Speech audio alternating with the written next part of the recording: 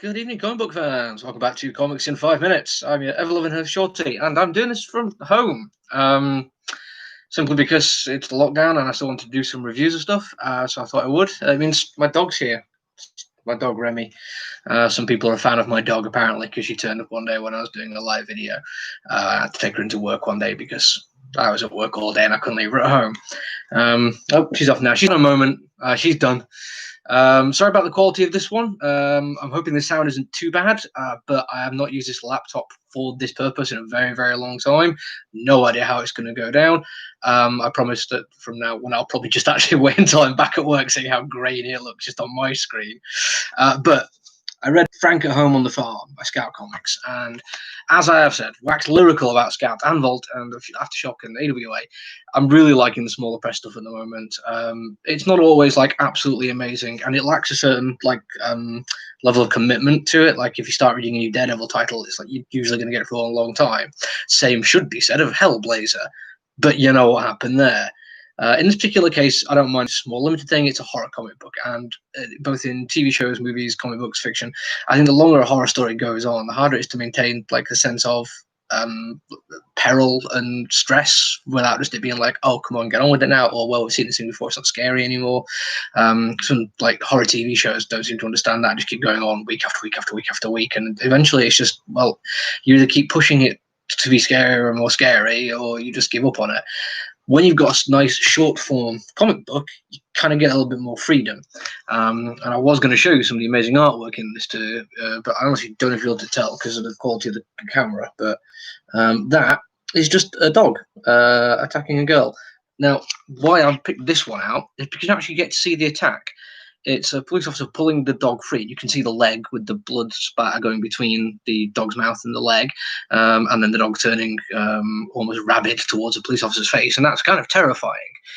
But you don't actually get to see what's going on. And that seems to be like the vein that's running through the entire thing for this. There's an awful lot happening, but you don't really get to see really what's going on. You get a genuine sense that there's something going on with the animals. Like, that is the one thing I can tell you. Like, animals feature heavily in this, whether it is a very weird, freaky taxidermy. Again, I apologize, you're not getting to see this very good detail, but honestly, very, very cool bit of artwork there. But made slightly better by the one blowing her nose there, which you probably can't tell very much, but actually looks like a pig's nostril when she's got the handkerchief over her nose. All of these little things just add to the level of creepiness, and later on you get his nightmare scenes. And I'm not a big fan of dream sequences. In horror, I suppose they've got a certain like cachet that's useful to them. I mean, I'm a big fan of Nightmare on Elm Street, so I can't really complain about dream sequences too much, can I? But this one, it kind of ties in, and because it's a dream, they very obviously like telegraph that it's a dream. It's not real, and they play with your perceptions really, really quickly and really obviously, to the point of, as it appears to be when he's trying to scream, something is chewing into his speech bubble to try and stop him doing it. Sense of gravity and perspective is completely shot because it's not real, and at least they do that instead of trying to, just have a dream sequence saying, "Yeah, but maybe it's real."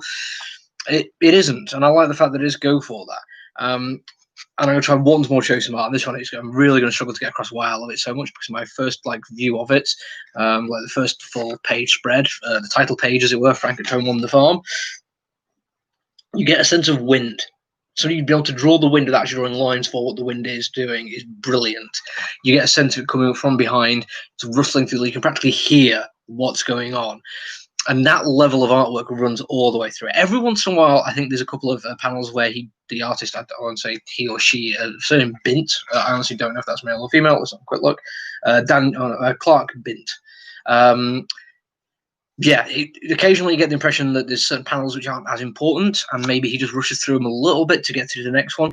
But when it counts, when it matters, he absolutely knocks it out of the park, and he does it in such a way that it's like beautiful and horrific at the same time, and sometimes just like lo-fi creepy. There's a bit early on where it's just a broken window, but the way the glass is broken just doesn't seem quite right, and you find yourself just going back and checking it over and over again to see what's actually going on with it.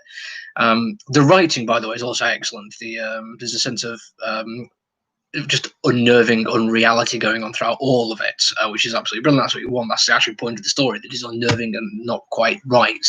And I don't want to tell you too much about what the story is, because I actually think it's best to discover this one. It's a guy coming home from war, and things that aren't the way he expected them to be, and that's all you need to know. If you want something kind of lo-fi creepy with some occasional moments of genius in there, just absolutely, this should be something you pick up. Maybe not the best horror comic book I've ever read, because there isn't quite enough to grab me straight away. Like, I don't really know much about the character, and he's come into a world where like he's expecting something, but we don't know what he's expecting, so it takes away a little bit from that. But it's still an excellent comic book, and I think if you do pick it up, you'll not be disappointed. Right, anyway, that's it for me. I'm going to go back into the shop tomorrow because I've got some more stuff to post and invoice. So I'll do a review then with an actual better laptop, and you'll be able to hopefully see things a little bit better. But that's it for me. Take it easy. Bye. Oh, it's not letting me end the script. Let's try that again. End.